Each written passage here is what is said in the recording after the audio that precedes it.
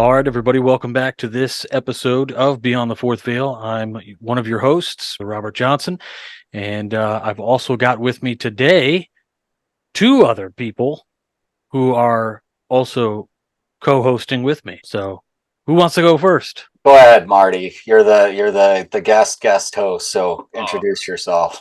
I feel so special. You My should. name's Marty, affectionately called Party Marty. I'm a lovely Illuminati person with these people in our secret Freemason meetings, changing the world one day at a time. And I'm super blessed and honored to be on here with my good friend RJ and my good friend Darin. And I'm Darin Lanners. Marty is a good friend. Just just old Darin. Just Darin. What's your shirt say today, Darin? You always have the best shirts. Today I'm wearing a Bishop, California shirt sent to me by Jen Sullivan, who runs a shop. She lives in Bishop, and I had actually gifted to her my little Raven light thing like you have behind you for her shop because Oh, it's yeah, yeah. unique. So she sent me a shirt, so that's what I'm repping today. Love it. Love it, man. All right, so this week we've talked about cryptids in the past on a couple different episodes. My favorite's always the Mothman. I got Mothman everything, obsession.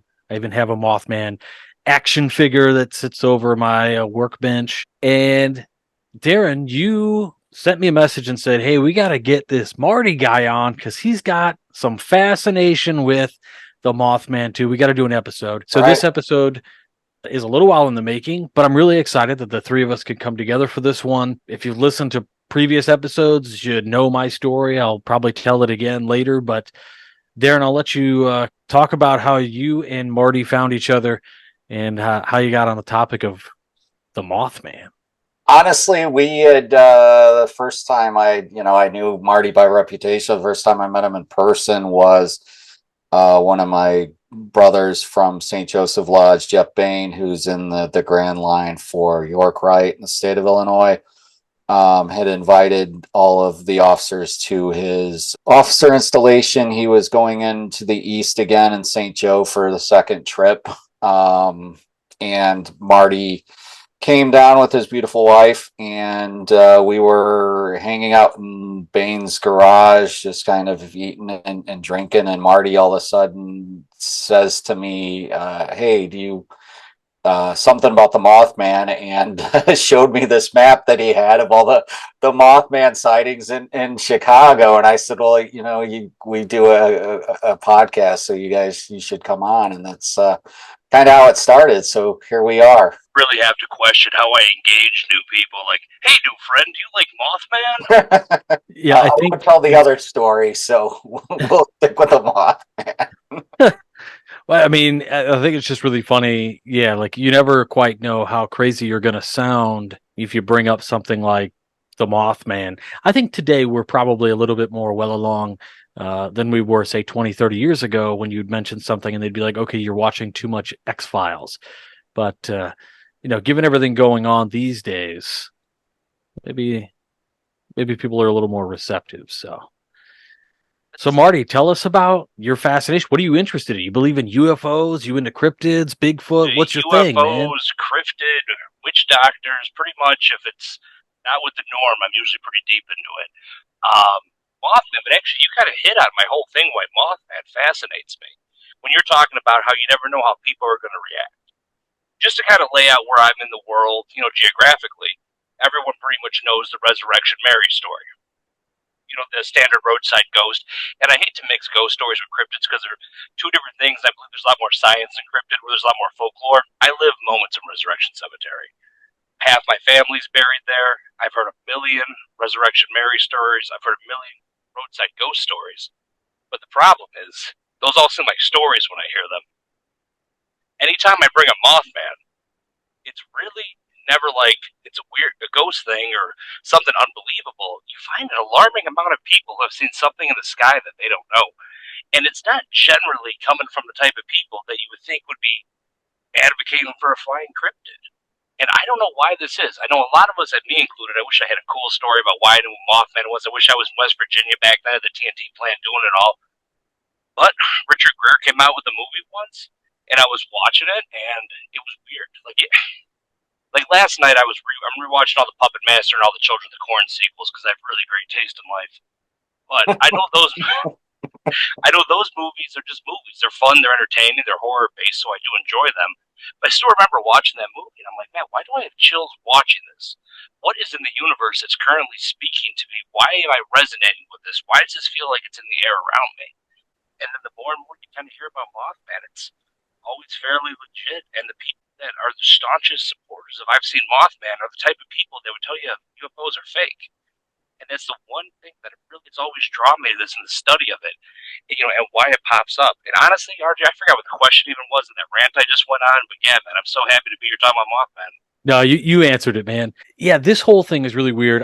My fascination started with it. I've always been into cryptids, right? And like the ones that I knew about would be like, you start off with the Loch Ness monster as a kid. We all wanted, like, maybe we all wanted to be Indiana Jones and find all the things and the aliens and the UFOs and Sasquatch and just all of this stuff out of the norm, right? And I actually hadn't heard about Mothman until the movie Mothman Prophecies came out. And even then I was like, I kind of whatever. It seems like some, like, if there's a B movie actor, maybe there's a B cryptid.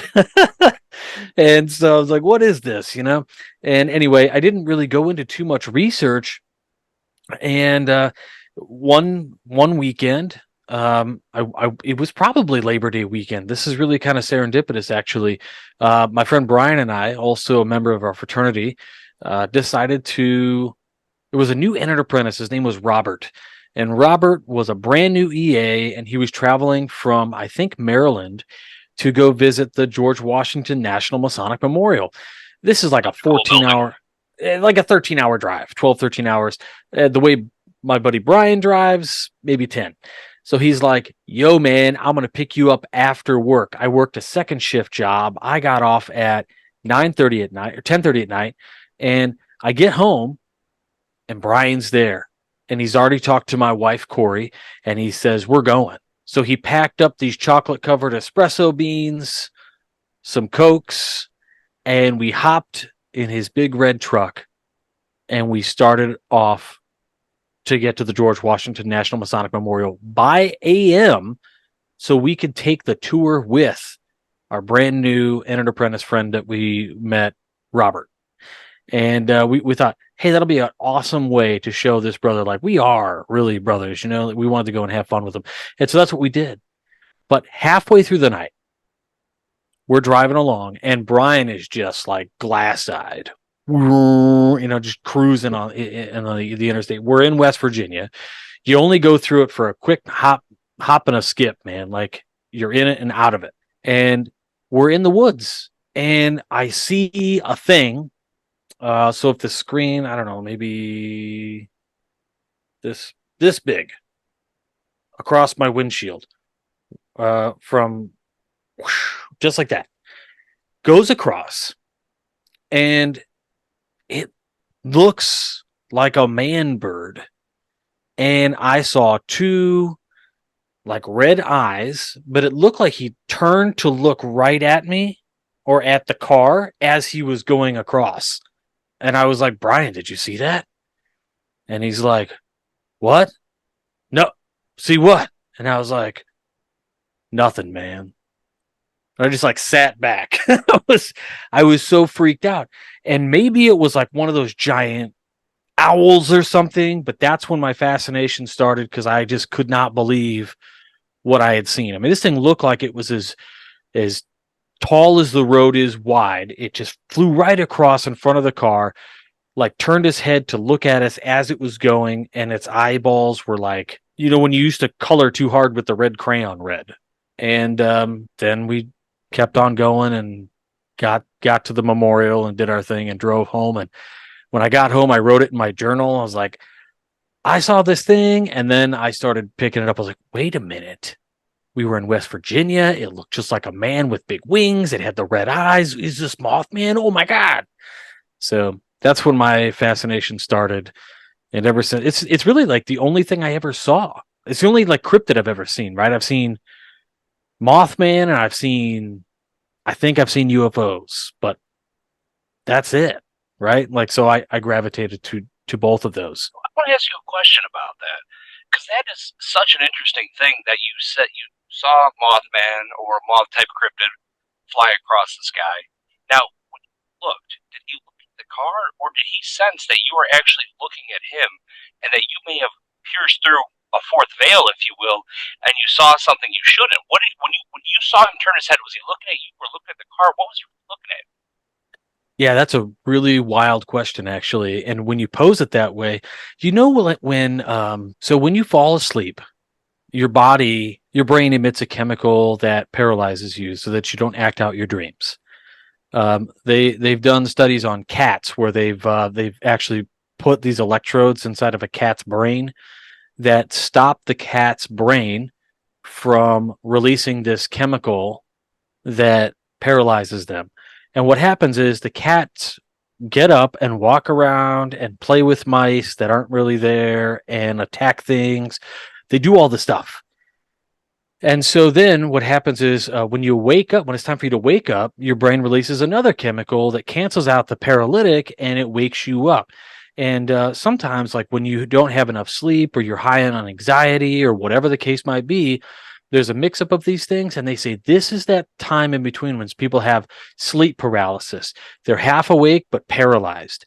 And in that same vein, like people talk about, the creatures that they see in this kind of space.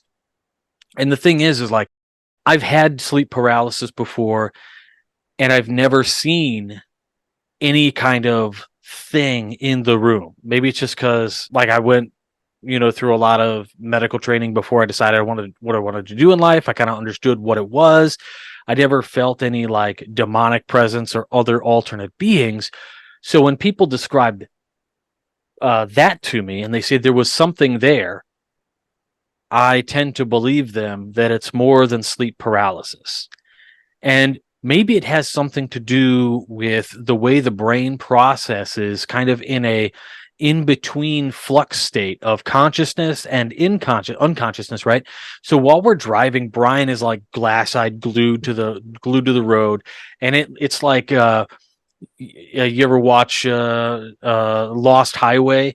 It's that classic opening scene with just like the beams hitting the highway and the yellow line just flying by, and that's what it was like, right? And I'm over there kind of just half in, half out. I had been up since 8 o'clock in the morning dealing with my kids and stuff. Then I go to work, get off work, and then we just start driving. And of course, you want to stay awake as long as possible because you don't want my friend to be like, "Oh, you're doing all the driving. I'll sleep while you drive all night."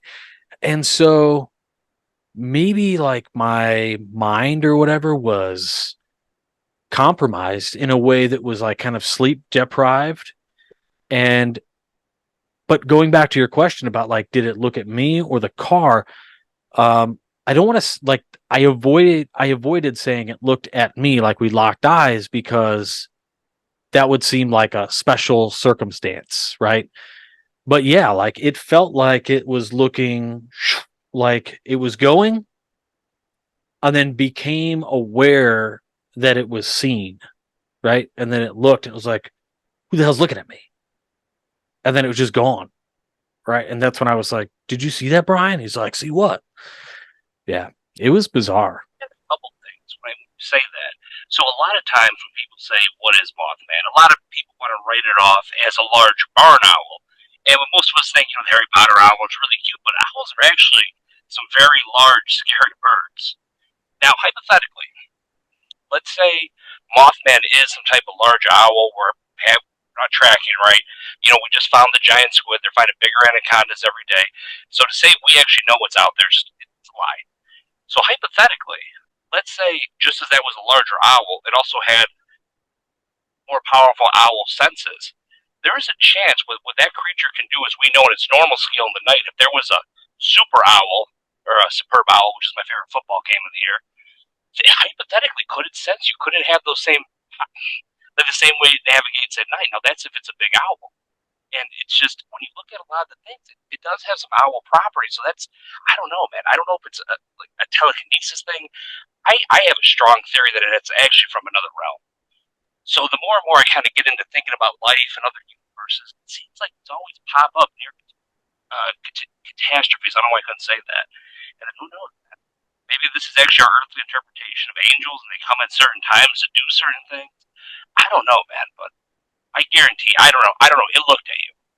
Well, yeah, I mean, think about all of the things that we see all the time, and what we've painted in antiquity, and it's like one of my favorite Facebook groups or pages is biblically accurate angels. Right? It's just like the weird brain thing with 1,000 eyes and wings, and you're like, oh shit. Or the you see that, and then there's Kramer, and he's like, be not afraid, Jerry. And I find that so funny. But it's that same thing. There's so much stuff out there that we don't know, so much stuff that we're discovering. It's only getting weirder. I mean, especially when we're looking at like the UFOs right now, or UAPs is what they're calling them these days, right? When was it Kenneth Arnold, right? He sees the first one. It's like a saucer and it's skipping across. He describes it skipping. And I've always thought, I said, wow, that's so weird that it's depicted as skipping, fluctuating in and out as it goes. Like if you ever turn on a strobe light when you were a kid and like used to throw socks and shit around the room, and it would like, pop, pop, pop, pop, pop, it's like slow-mo to you. Like, I wonder if there's some sort of a rip in space-time or something where, like, as a UFO is going, it's moving extraordinarily fast, but you're actually viewing another dimension with multiple rips in front of you, right? So it just looks like it's skipping, or like looks like it's flying faster than perhaps it is. And in that same respect, like, who's to say these cryptids and creatures and other kinds of things aren't a product of this sort of interdimensional thing? And a lot of the stuff they're talking about now, they're saying it has more to do with interdimensional than extraterrestrial. And you can look at like all of the stories that our First Nations people tell, and all of these tribal peoples all over the world have all of these stories about creatures and this kind of stuff. A lot of the uncontacted tribes are still holding on to those same beliefs and same stories. We look at our life through what's happening in front of us right now. We're using this great technology on podcasts, I'm chugging beers I buy at a grocery store. I'm doing a lot of things. You actually put down life to where people are distracted by all this crap. They're still seeing and doing the same exact thing they were then. So it makes me believe that we've turned things up in our own dimension, and we're just not seeing it. I don't know. There's a lot of crazy stuff out there. I mean, of course, I don't know if it's because I went to Catholic school or just what my life is, but I still do have some a lot of Christian beliefs. There's no way that I've ever been able to understand Christianity without adding in some form of alien interdimensional element. And I don't know if this is all holdover from all that, but realistically, at some point, something came and something changed, and we don't know what really happened. Are these leftovers? I don't know. Darin, what do you think, buddy? Well, I think especially at the Mothman, I would say that there are probably some cases of misidentification of a large bird, owl, or something like that. Brains, I think, also are a possible explanation that some people have possibly seen. But that being said, I was, God, it's been a couple months, but we were driving into Chicago from the west suburbs. So we were coming in, and you go like by the old post office. I don't know what the route is because I'm right. So I remember I wasn't driving at the time, or was I? I can't remember, but I remember looking up at this large skyscraper, and you know how like the windows kind of do a mirror effect, and I looked up and I saw this large creature, bird thing. I didn't see the red eyes, but it was large enough and high enough up. I was like, whoa, I think I just saw the Mothman. And I honestly would never have believed in something like that, but I saw a reflection of something. Was it a bird magnified by the angle of the sun and how it was? I don't know, but my point is that, I used to kind of laugh about the idea, the Mandela effect, or that we've somehow jumped timelines, or something like that. But more and more, with all the just crazy high strangeness that has seemed to be occurring, I, I don't know if there's not, some possible truth to that theory. Just I just think there are so many synchronicities that seem to add up to me to think that, either my perception of reality has gotten less and I'm able to see maybe more through, as Marty said, the fourth veil. But yeah, shameless plug, by the way. But I have to wonder that, if we're not potentially having some sort of, if we're not, or maybe Chicagoland's maybe like a focal point of this paranormal activity for a reason. And there's the Mothman. There's, as Marty said, there's various supernatural occurrences due to the age of the city, the trauma that has, kind of been inflicted throughout the city.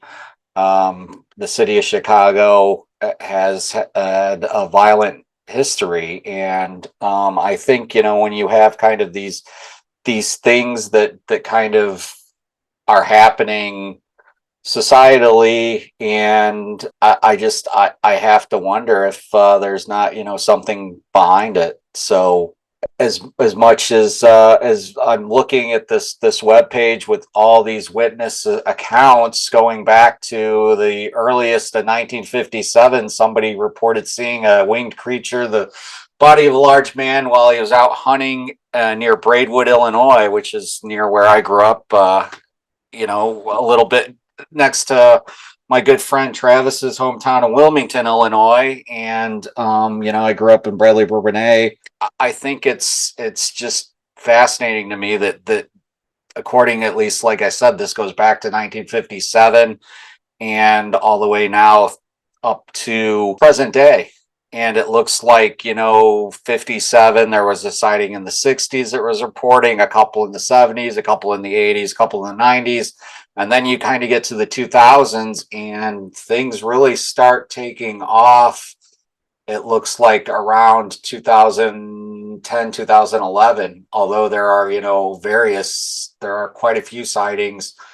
Probably it looks like 10 or so sightings from 2000 to 2010. So it just, as part of this, well, the internet kind of came into existence. More people were reading about this thing, and then maybe, their imagination triggered them to think they saw something. Man, I don't know. I will say that, it's quite possible, because our range of vision is so limited that there are, possibly these creatures that live parallel to us. We just can't see them because they're in a different, spectrum, or they're able to camouflage themselves by living in that spectrum, or they are interdimensional, and there's these kind of rips in the fabric of time that they kind of fly through, and who knows, maybe they get trapped here. I don't know, but I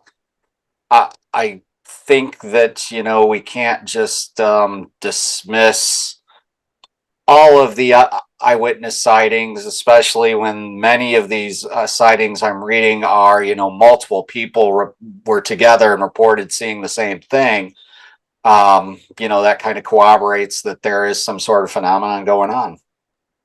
One of the things I was looking at before we decided to do this episode was an article that was published back in November 2020 by Eric Douglas for West Virginia Public Broadcasting. And they did an article that says Mothman legacy has ties to ancient folklore. And this is what I found interesting, because this idea that it was a newer type of cryptid, that we hadn't really seen it before, Yet they talked to the director of a film that was called The Mothman Legacy. One of the quotes I thought from the article and what he says in the interview, the director says, because he's asked, like, what did you learn while you were doing all of this stuff for this? And he says, I think what we learned is that there's a history of these similar creatures, not just Irish and Scottish, but kind of all around the world. I mean, in Hindu mythology, there's the Garuda, which is a winged creature that would proceed to portend disaster.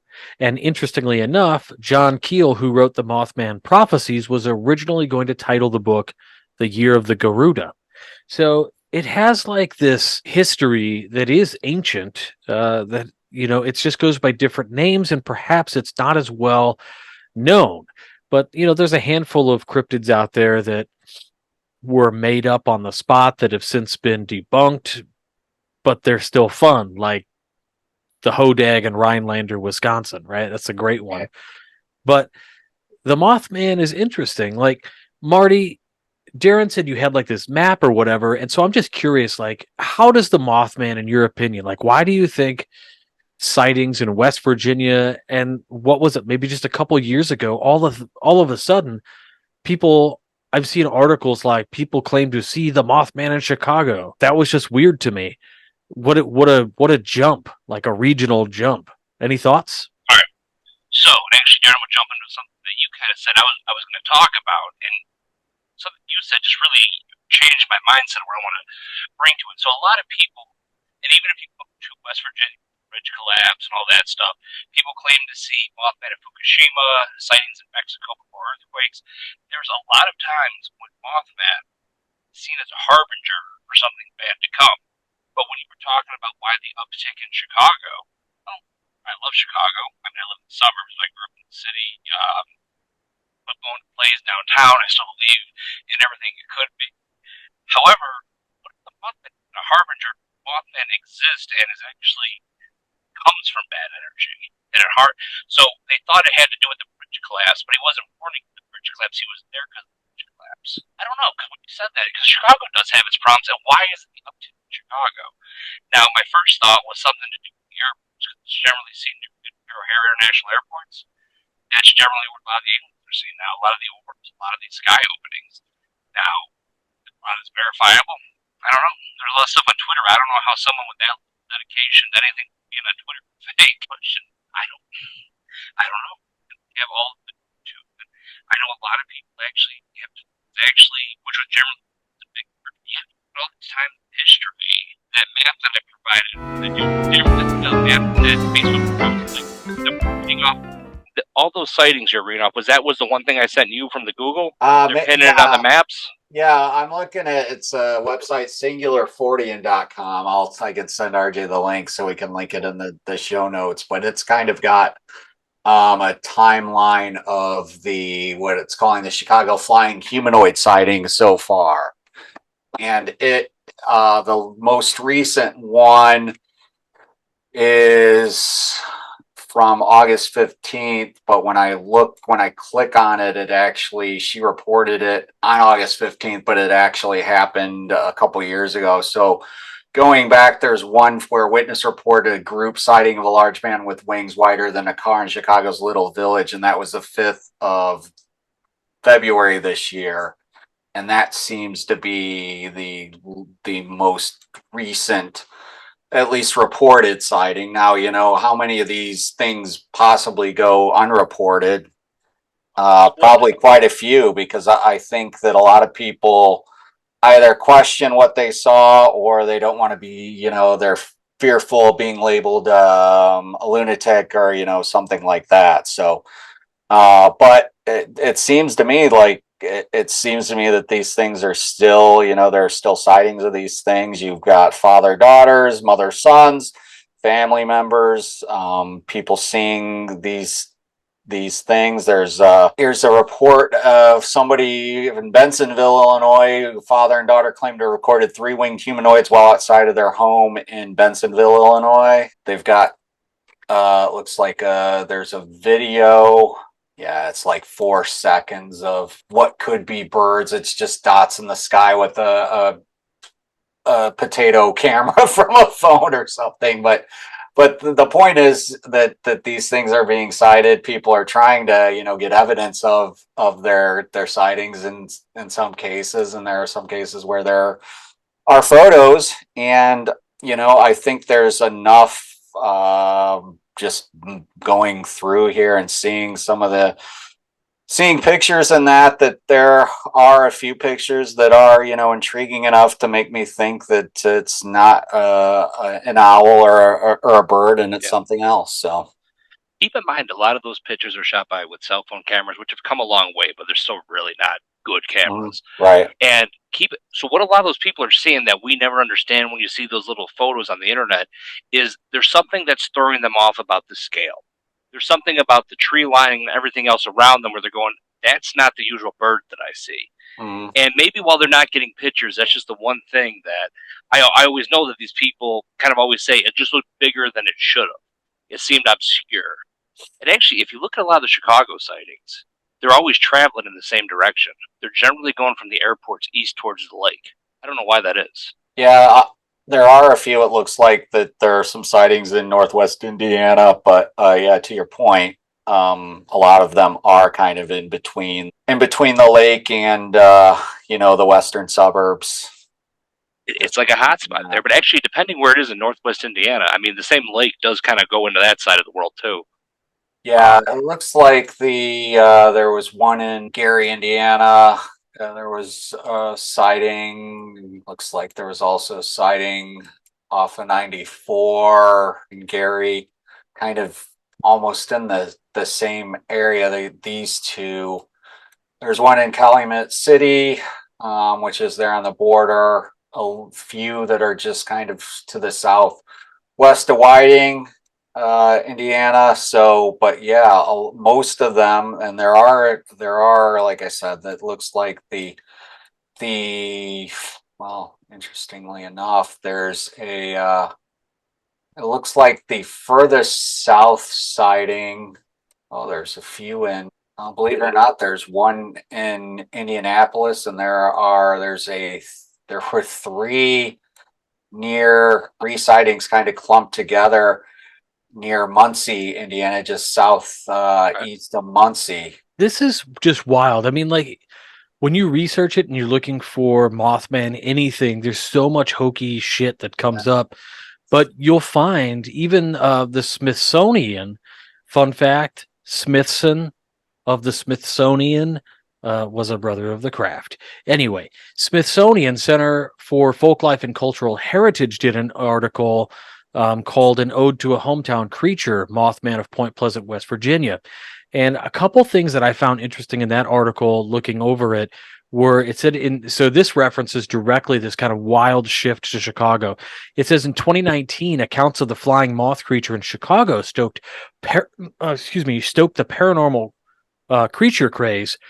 But as he makes national news once again, and NPR, National Public Radio, picked this up. Wow.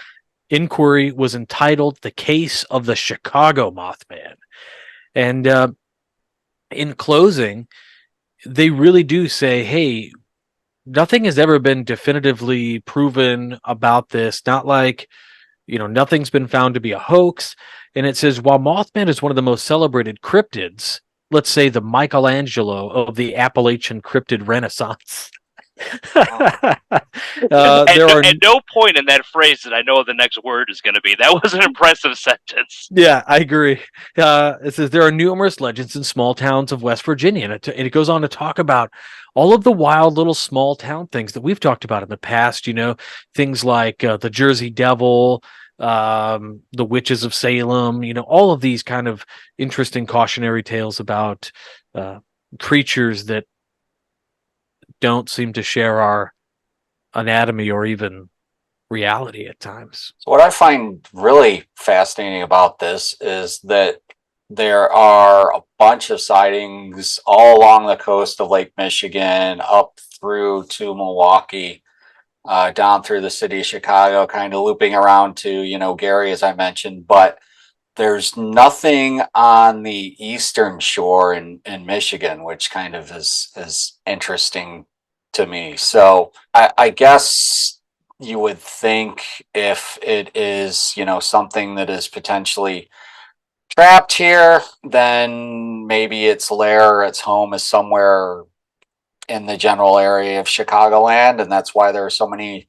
sightings. You have to think this thing will have to feed. What's it eat? Does it eat bugs? Is that why it's seen at night so much? Is it out, eating mosquitoes, or who the heck knows what it's is eating. But what's fascinating to me is just all the when you look at the map, just the widespread of sightings, and just kind of obviously all of the most concentration is in Chicago proper, and then you kind of have these outliers, a few in Milwaukee, the others I mentioned down in near Indianapolis, but there, looks like 5 or 6 near Rockford, and then, kind of in between. So, But yeah, it's again, fascinating to me. Oh, sorry. Go ahead, Marty. But Darin, what does Chicago, Gary, Milwaukee, Indianapolis, and Rockford have in common that isn't on that side of Michigan of the lake? They all have large airports. I guess you're I right. don't know why. Because the one time I don't know, I can't prove it, but I saw something, and I don't know why it was so peaceful to look at. I was on 90, getting onto 294 by the weird little I-90 area by O'Hare Airport, and that's when I think I saw it. I'm not 100% sure, but for some reason, looking at it was such a calming experience. Like, I don't know what, I look like an old friend in the sky, like Mothman's up there doing his job. I don't know. But if you think about it, so most of the sightings you'll see from Chicago, not all, but a lot will have something to do with O'Hare or Midway on the path going east to the lake. Milwaukee has an airport, not far from the lake. Now, Gary, Indiana, it has an airport. A lot of people don't fly out of there. Even though if you did fly out there in the mid-2000s, it was the only hub that the Hooters restaurant chain actually opened their airport out of, so I'm upset I missed that. However, all these places have airports, so when you're looking at that weird little western portion of Michigan, there's only 2 reasons. Maybe there's no airports, or maybe Mothman instinctually knows to avoid the home state of Kid Rock. I'm going to go with the latter. So there is something to be said for something so strange to be picked up by what we might call mainstream academia, and where the Smithsonian comes in with cultural heritage. This is a preservation of things like folklore and all of these things. It doesn't give an objective opinion on what it could be, because it's about preserving the story, the folklore, and what people had to say about it. But they did a episode on PBS, on the public broadcasting. That was called Mothman, America's Notorious Winged Monster, and it was from season 1, episode 19, and it says in its description what I thought was wild. It says Dr. Z travels to the town of Point Pleasant, West Virginia, to research the complicated history of the flying creature and how the town was forever changed by the myth of the Mothman.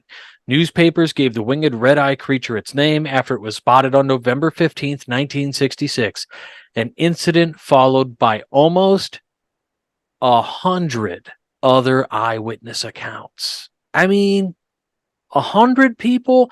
This is either real or mass hysteria.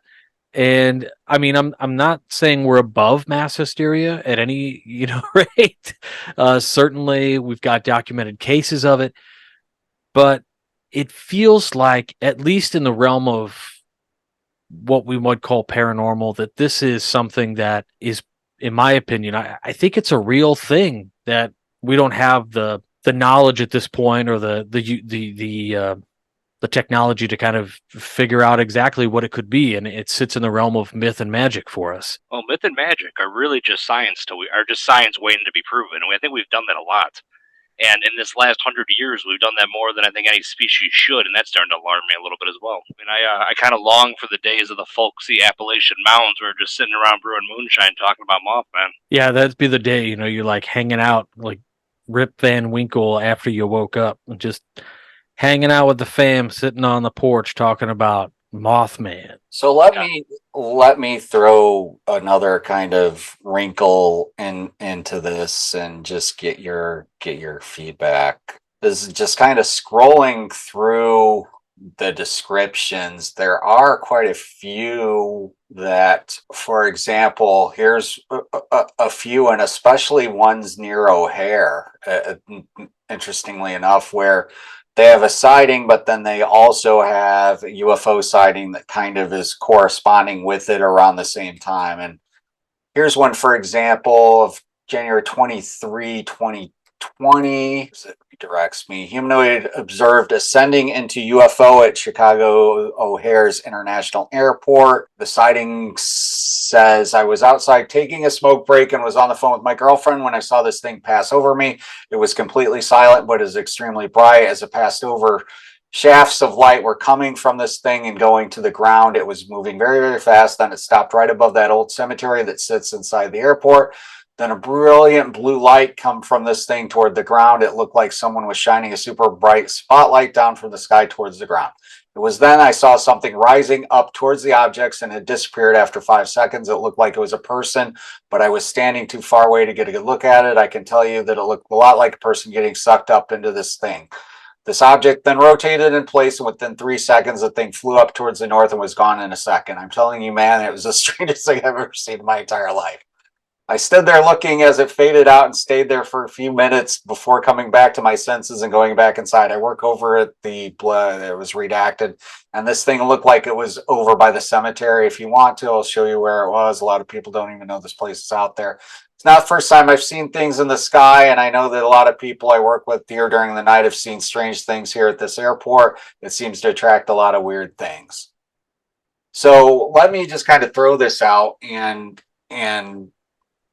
you know, since we're talking kind of the idea of myth, magic, et cetera, what if these are, for lack of a better word, are extraterrestrial or interdimensional, some sort of interdimensional extraterrestrial creature that's kind of coming here from, you know, through with some sort of quote unquote UAP UFO technology, but then you know, instead of having probes or whatever, maybe they have these flight wingsuits or whatever that allows them kind of the ability to fly around and observe things, and what people are perceiving is actually the suit, the red eyes, maybe reflection of, you know, lights hitting whatever goggles or things that they have. But just throwing that out there. I know in a previous episode we kind of talked, I think it was in the Travis Walton episode,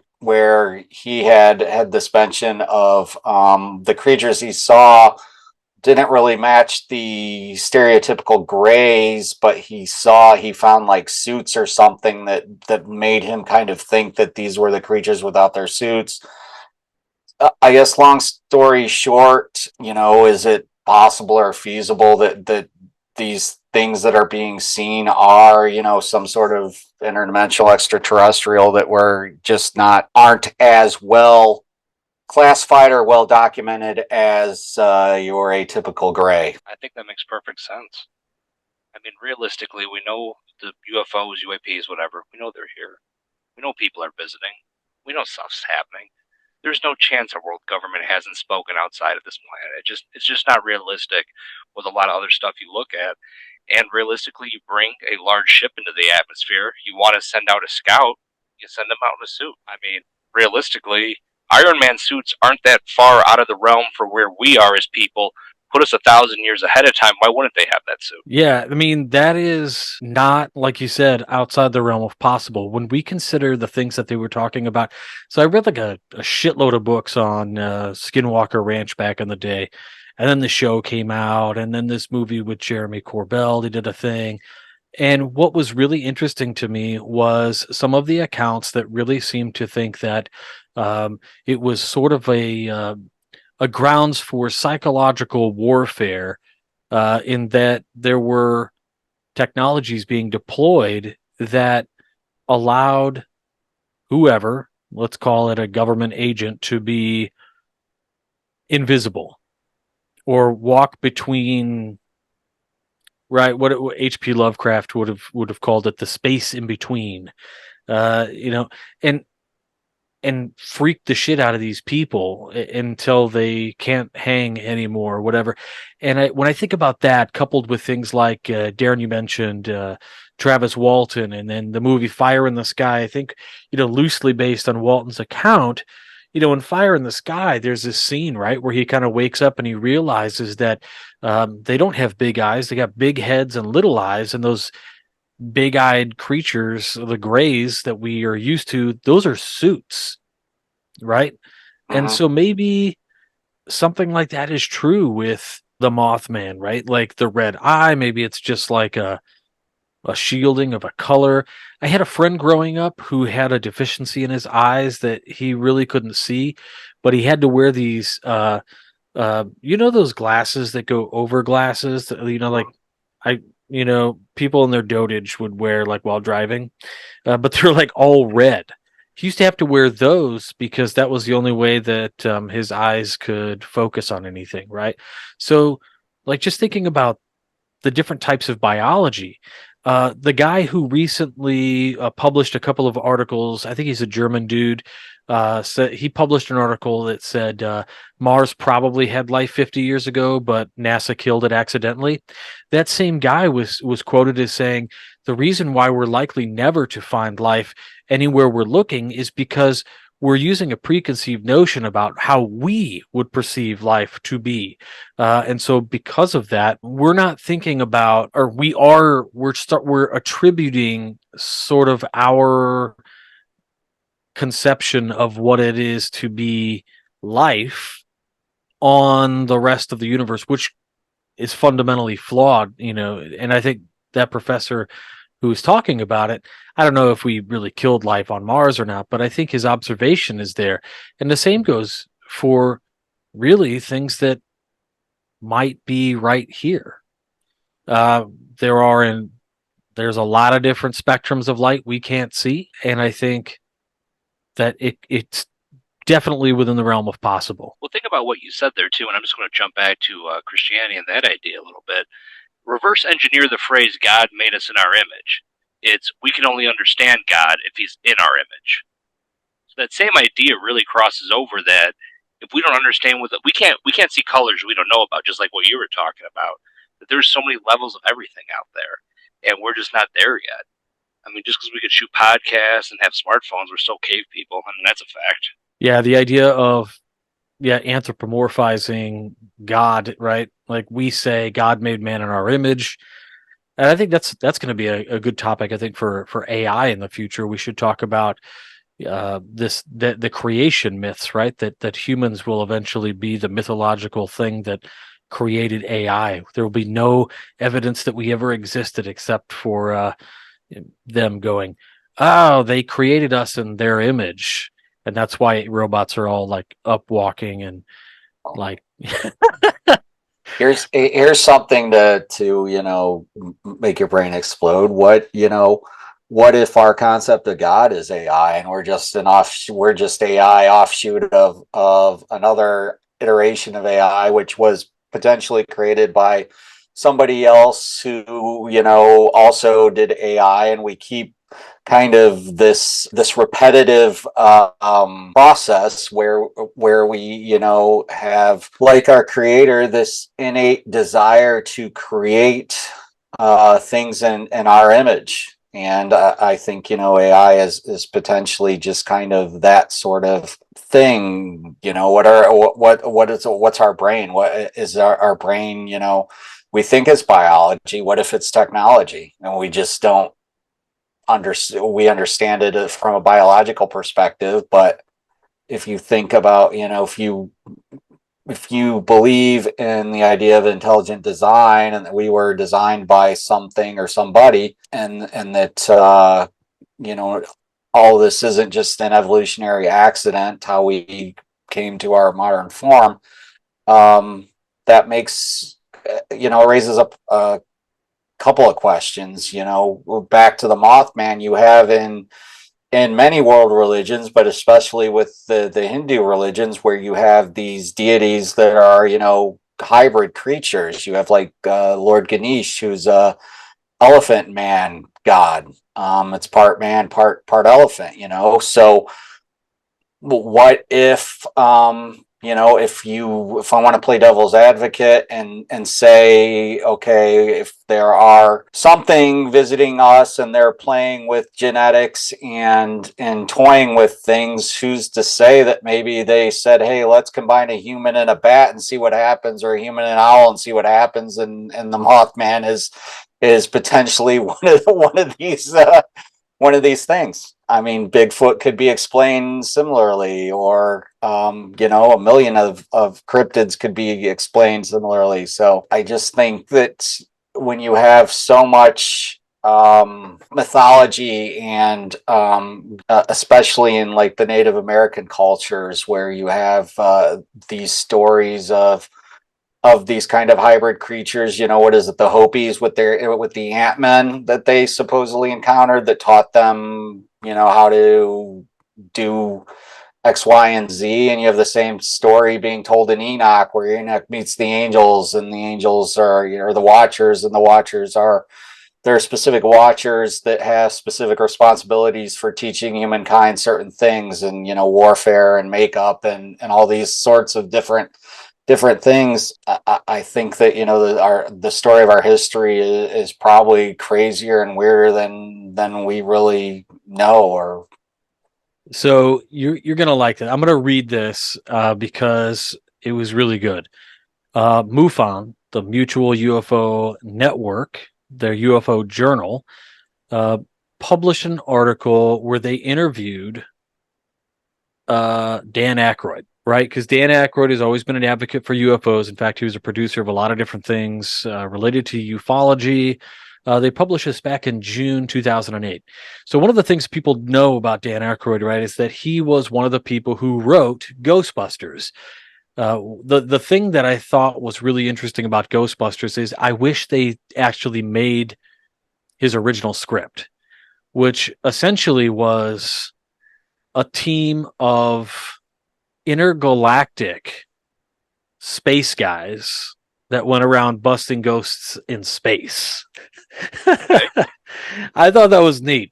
But they get on the topic, and the interviewer's name is Alex. And Alex says something. He says, there could be, punk aliens. And Dan says, punk aliens, sure, with the technology to skip from dimension to dimensions like they do, or from vast differences in space and time, compressing them into a wormhole to wormhole. Einstein-Rosenbridge theory, using whatever propulsion they're using. Our physics encompasses this. We can study zero-point energy, zero-point fusion, electromagnetics, gravitons, and the control of gravity. It's all within our theory to do it. We just don't have the technology. We don't have the fuel elements to do it because we're not as advanced as these beings are. So Hopkinsville, Kentucky, I don't know what that was. Alex says anything could have happened. Dan says, and then there's Mothman. Richard Gere made a movie about this creature who seemed to have a premonitive or premonitions, projections on disasters, and was able to tell people when the bridge would be collapsing. Of course, not many people listened. Alex says prophetic powers. Dan says, that was the greatest bridge collapse I've ever seen in a film. And again, when I sit here and people look at me and say, well, Dan Aykroyd, he's speaking alone. I'm not speaking alone. Alex says, absolutely not. And then Dan says, if you get on the website, MUFON.com, get on Stanton Friedman's website, get on John Mack's website, read Shirley MacLaine's book, read about all of the projects the U.S. Air Force had. People say, well, the government denies the existence. Well, actually, they don't. The government has never denied the existence of these things. They just say, we don't know what it is, or we're not willing to say what it is. And so I think that's really funny. He goes on to say, like, I don't know if they're shape-shifting reptiles, or, who knows what the heck these things are. But it's like everything we've been talking about, this is foundational to all of the theories that the world over has been dealing with since forever. Stuff, man. Possibly the wildest, but Dan Aykroyd's actually a very cool dude. I remember, didn't he have like a show too that was like too real, so they had to cancel it? So For yeah, that, it was something. I remember it though. Yeah. that's like one of those things where it's like, was that, or did you just shoot a really crappy show, Dan? Yeah, I mean it's Dan Aykroyd, so who knows, right? Because like if I wrote a poetry book, like I decided to write a poetry book like right now, and I couldn't get it published, I would just say it was too provocative for nationwide release. I There you wouldn't tell it. I wouldn't say I wrote shitty poetry. That's insane stuff, man. But yeah, with Mothman, I don't know. Yeah. It was called Dan Aykroyd's Out There. And it says in 2002, the Sci Fi Channel, later renamed to Sci Fi, greenlit the Hollywood actor and UFO enthusiast Dan Aykroyd's talk show about the paranormal. Although dozens of episodes were filmed, the show got canceled and never aired. So now we got to get it. Gotta figure There's it out. also a thing he did called Dan Aykroyd Unplugged on UFOs, which looks like it's, I don't know. I think I've watched that. The latter one is his Unplugged on UFOs. It's like a documentary sort of thing. Well, now we gotta start a petition to have Sci-Fi release this Dan Aykroyd's Out There. The cover art for it on IMDb is fucking Bat Boy. from Weekly World News, Bat Boy. Yeah. Hey man, or Mothman. Bad Boy's an MVP. But actually, with that Dan Aykroyd show, and so hypothetically, he says it got shut down by secret 3-letter agencies and stuff. Maybe it sucked. I don't know. But realistically, with all the streaming platforms now and all the content they have to clamor for, the fact that this is sitting somewhere owned by a company that's tied into a couple different streaming things and it's never popped up anywhere, that's kind of strange. That is strange. We need to. So hashtag. Our new hashtag is hashtag Where's Dan Aykroyd's Out There. We're gonna get it done. You know, as I stated, I think that there's something behind the phenomenon, just given the amount of sightings and similar descriptions of this thing in the Chicagoland area. I won't, say that all of them are the Mothman. Some of them potentially are just misidentified birds or something like that. But I completely believe where there is smoke and there is some sort of fire. And to Marty's point, it's interesting to me that O'Hare seems to be kind of an epicenter for a lot of the sightings. There are quite a number just kind of situated in that particular area there near O'Hare and to the and then down towards the city and along the lake. So yeah, I guess keep your eyes on the sky, Chicago, and try to get better photograph or some sort of better evidence. I'd be remiss without saying that. And I think, RJ, did you send this to me? I think you sent this to me, the pictures of the Loch Ness Monster that have just kind of been published, and where it's you can see a large creature in the water. Now, is it a dinosaur? What is it? A giant eel? Who knows? But that there's something there. This person took pictures of this something, and it's you can tell it's a aquatic creature of some sort. You just can't make out exactly what it is, but so we've got fascinating video of UAPs. Pentagon just released another couple videos that I had shared with you, and that second one even was, I thought, really, really crazy with the way it moved, and just when they were switching kind of between the infrared and camera, and that you could actually kind of make out the disc shape, or the different kind of the level up top and the bottom. But sorry, I'm getting off the subject. Any case, yeah, I think it's I think some of these are misidentification, as there would be in many cases like this, but just given the sheer number of these sightings, there's something weird going on up in your neck of the woods for sure. Oh yeah, I sleep well every night knowing Mothman is close by. But I guess first off, this was an amazing experience. Thanks for having me on today, guys. The two things that I want to take away from this is we barely touched on other dimensions and Mandela effects. Right now, I want it on record that it's Mothman's fault the Sinbad genie movie disappeared. Facts. And the second thing, I'm going to say this right now, because if I don't put this out in the universe, nothing ever happens. When you were mentioning Skinwalker Ranch, the three of us should write a movie. And the whole concept is this bachelor party is trying to go to the Bunny Ranch, but due to a GPS fiasco, they end up at Skinwalker Ranch, and then hilarity ensues. I think right now, I think we should get together one weekend, just bang this thing out, shopping around Hollywood. Yeah, let's do it. As somebody who trespassed onto Skinwalker Ranch, I fully endorse this idea. And as someone who showed up to Bunny Ranch without enough money, I also endorse this idea. But either way, man, that's it, man. Mothman's out there. Look out for him. And as Darin says, get a better camera. That's right. All right, everybody. We'll see you guys all next time on Beyond the Fourth Veil. I want to thank our guest, Party Marty, and, of course, Darin Laners. Thanks, you guys.